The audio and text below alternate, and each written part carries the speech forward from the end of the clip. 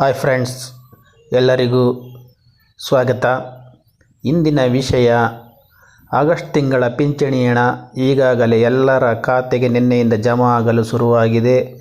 ದಯವಿಟ್ಟು ನಿಮ್ಮ ಖಾತೆಗಳನ್ನು ಕೂಡಲೇ ಪರಿಶೀಲಿಸಿ. ಆಗಸ್ಟ್ ತಿಂಗಳ ಪಿಂಚಣಿ ಹಣ ಅರ್ಹ ಫಲಾನುಭವಿಗಳ ಖಾತೆಗೆ ಜಮಾ ಆಗಿದೆ. ನಿಮ್ಮ ಖಾತೆಗಳನ್ನು ಪರಿಶೀಲಿಸಿ.